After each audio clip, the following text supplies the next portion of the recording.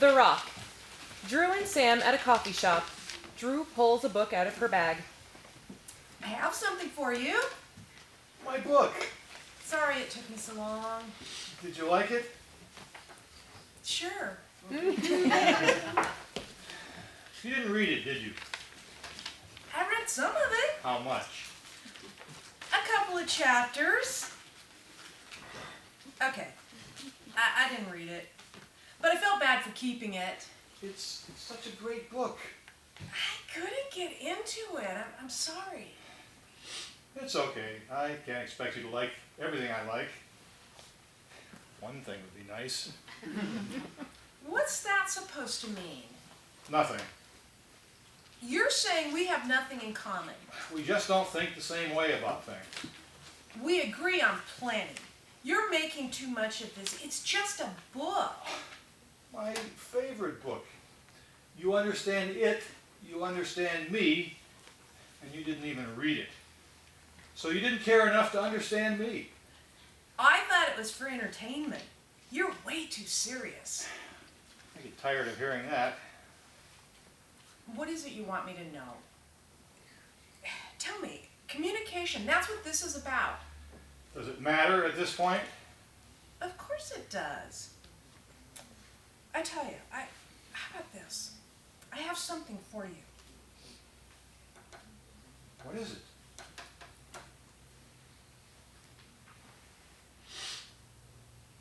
A rock? It's not just any rock. We're in a pivotal moment in our relationship and you give me a rock? Not just any rock. A magic rock. That's silly. No, it's from the Foyer River. Where? That trip? When we skipped rocks? Only the water was moving too swift for them to skip? It's so smooth. You were going to throw it. But you stopped me. You wanted to save it. To remember. Remember? I remember. The Choice, an upscale department store. Philip faces the audience. He holds two young girls' dresses, one in each hand, and holds them up in front of him, as if looking in a mirror. A saleslady enters. Can I help you? No. I mean, no thank you. Are you looking for something particular? Just a dress. I see. Not for me. It's for my daughter. Okay. How old is she? 11. Does she have a particular style that she likes? I don't know. What does she tend to wear? It's her first one. Tomboy. No. She was a boy. Was. I wanted to buy a dress to show him.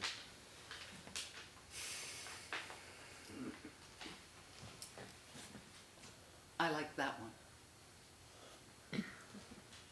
Thank you. Quiet! Throne room of a castle in the queendom of Qwerty. Quentin, a handsome young man, is quilting.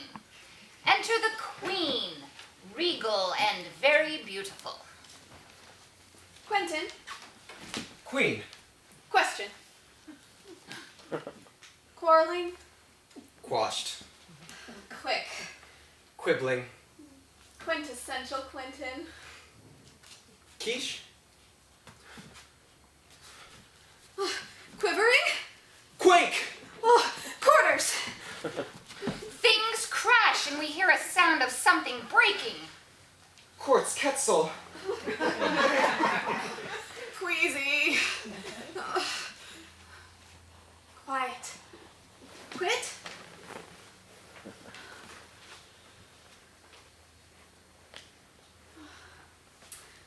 Quaint. Quite. Deluxe mix. A group of nuts together in a jar of deluxe mixed nuts.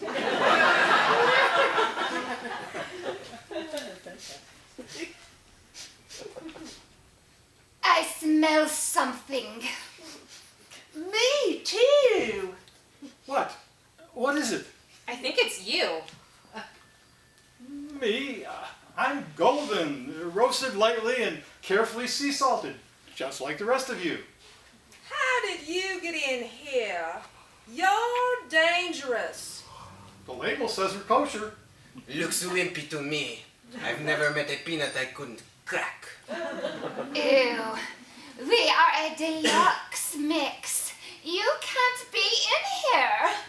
Don't tell me a peanut is here with us. OMG! What would my family think? What if the neighbors find out? I'm telling you, no quality control. I'm tasty. People like me. Ever heard of peanut butter? No one asks for pistachio butter. Your kind is not wanted here. Look who's talking. You're the nut left at the bottom of the jar when it gets tossed. That Brazil nut can't help it if it's so large and large. I'm cute, so I'm always picked first. You are out of your league, Peanut. This is so embarrassing for me. You understand, we are deluxe and... You are bar and pub food. Beer nuts. Sometimes even boiled and eaten with your shell on. Disgusting! I can't help being who I am. When this jar is opened, I am running so far away from you. It's no use. We're all associated with you now. No reason to live. You might as well be elephant food now. Nuts. The Hoarder. Matthew enters. Chelsea is completely obscured within a pile of assorted items. Chelsea, where are you? Right here, of course, Matthew. My gosh. I'll come help you. Oh, that's not necessary. I can sew this button on all by myself. No, I meant help you with all these things. What things? You know, everything you have around. I would really appreciate it if you didn't move anything. I have it all arranged. But doesn't it interfere with you, well, with your vision, with your breathing? Oh, now you're just being silly. I know this flat is small, only 3 bedrooms, but fortunately, there's enough room for the necessities. I don't know how you get by with just 2 sets of dishes and 1 toaster. What's this? I believe... Yes, that's Roger's old collar. Oh, such a beautiful border collie. Had to get rid of him, of course, as it turns out I'm allergic to dogs. Kept the collar, though. Someday, I might get over the allergy. And Chelsea, what about this? It's dated 1999. Yes, that would be an electricity bill. You never know when a question might arise. This box of crackers says it's best used by November 2012. Oh, you know you can't go by those dates. I'm sure they're perfectly fine. Why? Chelsea, I do believe you're nude within there. Yes, of course. I find going about at home with clothes on much too confining.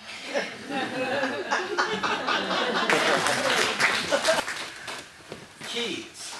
Scott and Elaine sit at a restaurant table. Elaine dangles car keys off her index finger towards Scott. You can't buy my love, Scott. Some thanks. A car?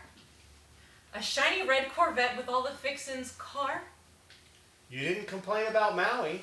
I don't want Maui. Don't want a vet. Don't want warm double chocolate volcano cake with whipped cream on and a strawberry on top. What then? A trade. That's what I want. Trade. Yes. She slips the car keys off her finger and takes his wedding ring off his. If every day were like a presidential race, Act 1, breakfast. Jimmy, age 18, Ella, 18, Andrew, 19, Sarah, 10, and Mom are standing around the breakfast podium. They've just finished breakfast. Great breakfast, Mom. Oh, thanks, Jimmy. I'm glad you liked it. My toast was burnt. You always burn the toast. So you've said, Andrew. What do you propose we do? Simple. Stop having toast. Unfortunately, we have bread in the freezer for another year. But you're right. Now that you've had a few moments to digest your food, we better start talking about November and how we plan to fuel this family for the next 4 years. We've really made a lot of progress since we moved to toast and eggs. It's a good, balanced meal. Protein, carbs, and a fresh glass of milk. The chickens have a nice new coop. They eat our food scraps. And there's really very little to clean with a toaster. Carbs are for losers. Bacon and eggs make a lot more sense. A power breakfast to show the neighbors a strong, determined family we are. Bacon? My orders can't handle bacon every day for 4 years. There's nothing wrong with bacon. But there is something wrong with the person who cowers at the first sign of fat. How are we supposed to follow your lead if you're not even going to be around in 4 years? The science says there's something wrong with bacon in those quantities. Besides, you know Dad has high cholesterol. And we can fix the toaster if we could ever agree to just turn the dial down. Junk science. Bacon sure beats all of the carcinogens in the toast. Now you're going to say, no more beef? And then what? No more fruit? No more vegetables? We'll be eating dirt by the time you're done. Don't you think you're being a little dramatic? If I'm being dramatic, it's only because I'm passionate about this family. Let me tell you a story about Charles Orton, a plumber from Michigan. He enjoyed bacon, and nothing but bacon every day for 5 years. He was never so healthy in all his life. According to the American Cardiac Society, bacon saves 100,000 lives a year in the U.S. alone. And it's proven to reduce cholesterol. That's a complete lie. Mom, are you listening to this? I'm half listening, sweetie. And we're lucky that Andy brought Ella along this morning. Did you know they met at school and she's studying journalism?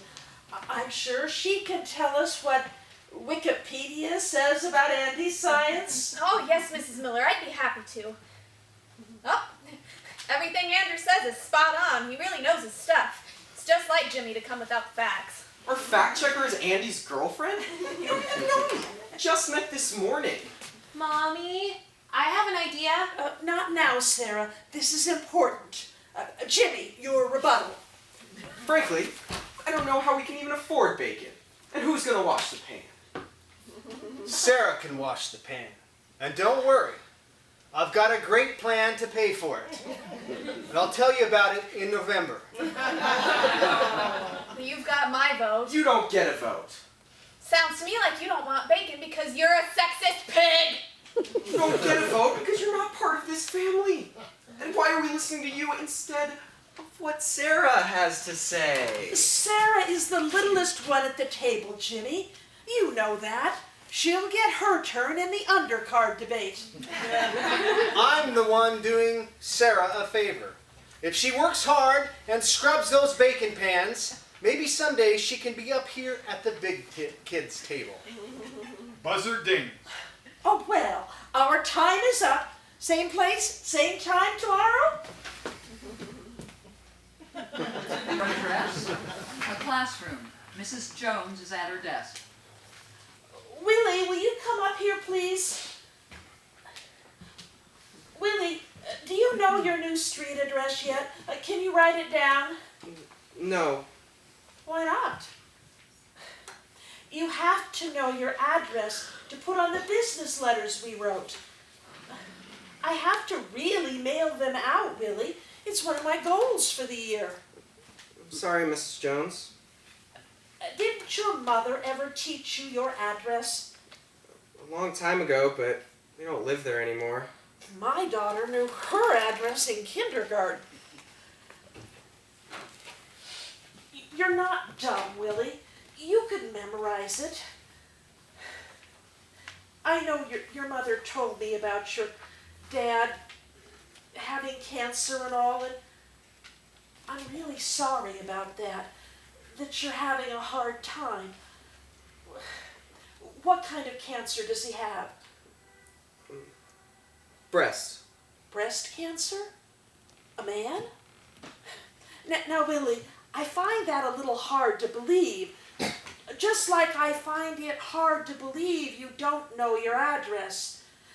Do you know where you slept last night? Yes, ma'am. Well, it's bound to have a number of some kind.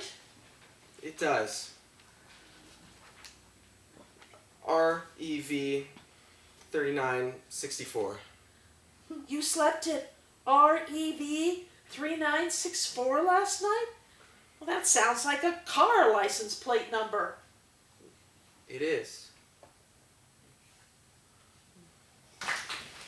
Chick flick.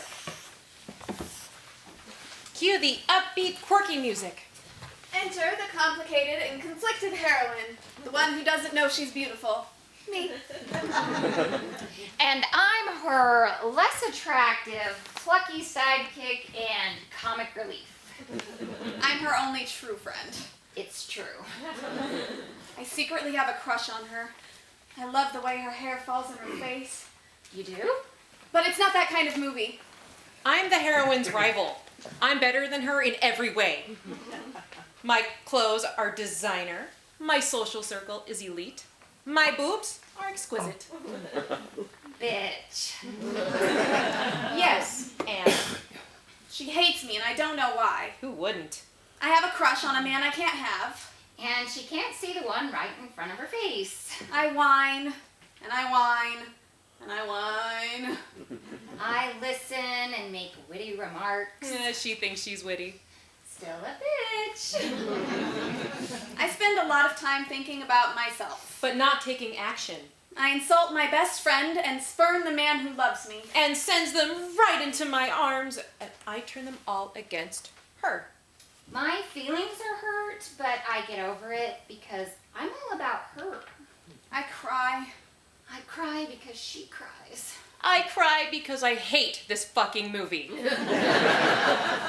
My car goes over a cliff. Oh, But I survive. damn.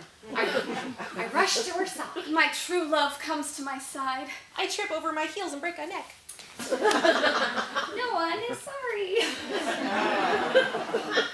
True love's kiss. Disgusting. Then I get cancer. Oh, please. Oh, I married my true love on my deathbed. I'm the maid of honor. I cry. I cry. I vomit. Do I die? No, you're cured. Oh, it's a miracle. I cry. We cry together. I kiss you. Wait. I mean, the end. Epilogue. No epilogue. Come on. Life is not a fairy tale. No one wants to see you have a pity party with yourself. No one falls in and out and in love again in 2 hours. No one is all good or all bad. Relationships just aren't that simple. And no one wants to watch your self-centered bullshit unfold. I mean, what have you done that benefits the world in any way? I think that was the villain's speech. The underdog wins. End of story. Women want more. They should want more. Frozen in the foyer. Spotlight center stage as the frame of a door. The light comes up with the door opening, leading into the audience. Cecile, please, not again. We've got to go. I know I'm trying, but I have to empty the garbage. Why now? We can do it when we get back. I don't like to leave the house a mess, just in case. Case of what? In case something happens and we don't return. Oh, God, not again. Always expecting the worst. No, expecting the possibilities. We think we know, but what if... Hold on, I forgot to turn off the computer. I shut the lights in the back. Should I leave the front ones on? Oh, all right, but Cecile, we've got to get going. I know, but I hate being late too. But I also hate making decisions. While we waste time deciding, time is going on. Stop pressuring me. Oh, I forgot my... If we don't go now, we'll miss it. Wait. Where did I put my keys? What face should I put on tonight? You don't always have to be ecstatic to see people. I feel they expect it, like they might feel less special without it. It takes a lot of energy to be delighted all the time. Are you responsible for that? I shouldn't be. Did you put the answering machine on? Don't you remember, it's on your phone. We don't have to do that anymore. Are we ready? We haven't been out in a while. Because we keep talking ourselves out of it. Well, it's safer here. It's scary out there. I know anything could happen, and we thought of them all. Every time we go out, you think it's forever. One day it will be. Mr. and Mrs. Cummings, where do you think you're going? We're going out? No, you're not. Says you. Let's go. You say that every night. It's time to go back now. But we're expected. Yeah, they're waiting. We're the life of the party. Yes, you always have lots to talk about in the dining room. We'll be late. Open the door. I'm sorry, we can't do that. Everything's locked. I have the tickets. Let us out. Do you know where you are? You can't leave. You keep forgetting. I'll get the aide to help you back to bed. We've got to get out. No, you'll never get out. Now it's time for your meds, and then you'll forget you ever wanted to leave.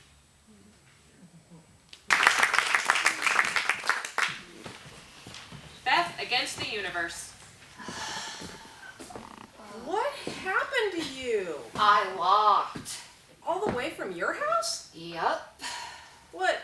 Is it like 10 miles? About 7. It's 90 degrees outside. I know. A question comes to mind. Why? No car.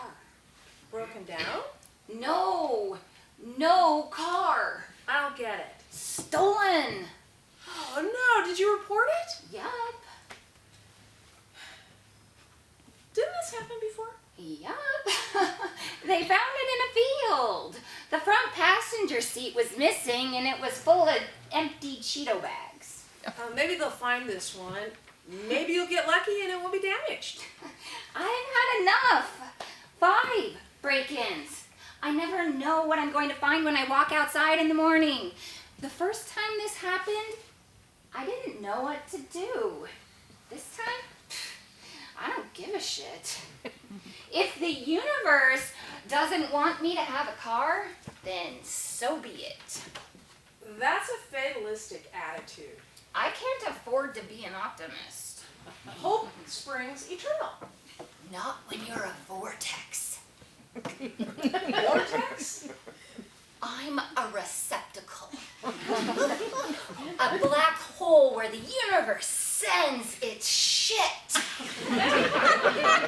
You know how, like in New York, they send most of its crap to Pennsylvania, Ohio, and Virginia? I didn't know that. The stolen car situation sucks. But that doesn't mean your life is all bad. Last week, my cat was run over by a kid in a mini Jeep. Is he okay? He has a lisp. You mean a limp? No, a lisp. He meows like this. Meow. Oh. After last time my car was ransacked, I got a video camera. So, did you get the car thieves on tape? I threw it out. Why? It was beta. Besides, the only thing it caught was the neighbor doing my lemon bush. Doing what to your lemon bush? No, doing my lemon bush. Oh, I didn't need to see that. I didn't need to know that. Let's not forget about the time that the tornado picked up my house and dropped it in the river. Yeah, thank God you were at work and your grandma was rescued. Only to be struck by lightning the next day. Twice. And then there was that time when... I concede. Your life is crap.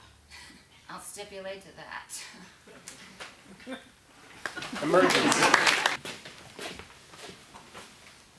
Hello, 911? Hello? 911? Yes, ma'am. You've reached 911. What's the problem? I need help. It's horrible. I was driving down this road and a man was crossing and then this car came speeding and he was ran over. No, ma'am. No, he wasn't. Yes, he was. He was. I saw the whole thing. But he wasn't ran over. He was run over. What? What? Yes, run over. Now he's hurt real bad. He's just laying on the ground. Again, ma'am, he's not laying on the ground. He's lying on the ground. What difference does it make? He needs help right now. What difference does it make? Well, it makes all the difference in the world. Oh, how can I help you, ma'am, if I don't have the correct information? Where are you located? I don't know. Somewhere off Highway 6. I'm not sure where I'm at. Please, ma'am, you should never end a sentence with a preposition. Are there any other cars? No, there ain't nobody else around. Just me. There isn't anyone else around. Does the road have a name? I don't know. It's a dirt side road. You're wasting time. The poor man is literally covered with blood. I doubt that he is literally covered with blood, ma'am. That would mean you can't see any part of him. You are obviously speaking figuratively. Wait, the car that hit him is coming this way with an ambulance. Oh, it must have been an accident after all. Why do you have this job? Who gave you this job? You sound more like a school teacher than an emergency dispatcher. I was a school teacher, ma'am, but I resigned. Why? Because teachers' salaries are so low. Besides, I didn't enjoy correcting people. I'd much rather help save lives.